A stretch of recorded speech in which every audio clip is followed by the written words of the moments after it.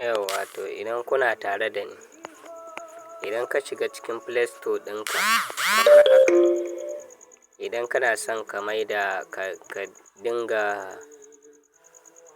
cire waƙa kiɗi jikin waƙa direct, sai ka rubuta on mix zai baka shi kamar haka. To idan ya baka ba shi za ka yi amfani da shi. Mizo ɗinga na farko ɗinga, ga yanan mizo ɗinga na farkon ga shi za ka yi amfani da shi sai ka yi installing ka shiga. Kasancewar na yi installing shiga kawai zan yi.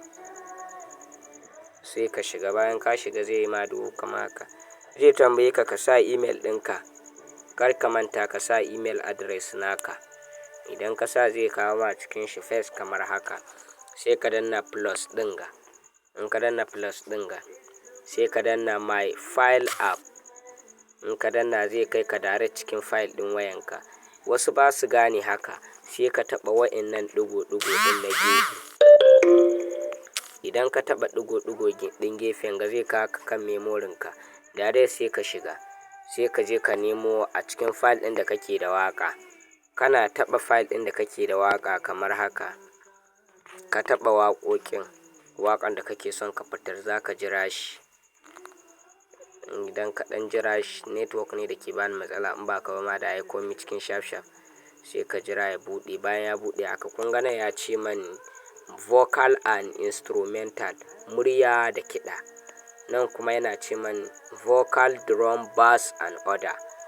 Murya, drum, ganga da bass da kuma sauran abubuwa dai. Idan na taɓa zai cire haka. Sai na ce a'a bana buƙata, iyaka guda biyu nake so, murya da kiɗi. Saboda kiɗi ne zan yi amfani da shi. Sai ka taɓa a kan shi. Idan ka taɓa a kan shi yayi fari ɗinga, sai ka shiga wurin submit. Idan ka shiga submit, ga yanan yana uploading. Za ku ga yanan yana ƙirga, yana uploading ɗinga. Ga yanan yana uploading. Da ya gama uploading ɗinga kun gan shi ga yanan faka faka ya kai 100. Kun gani yana processing, yana raba su kenan. Yana raba su kenan. Da ya gama raba su kawai za ka shiga kai clicking kan shi ne kamar yadda na yi wanga. Kana shiga kai clicking kan shi, shine zai kawo ka ga murya kamar haka. Tuna maganar da ke bara in babu shi.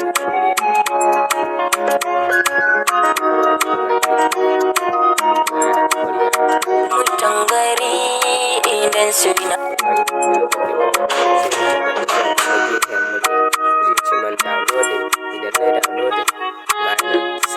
a kan waya ne zan ajiye shi mp3 saving zai yi exporting.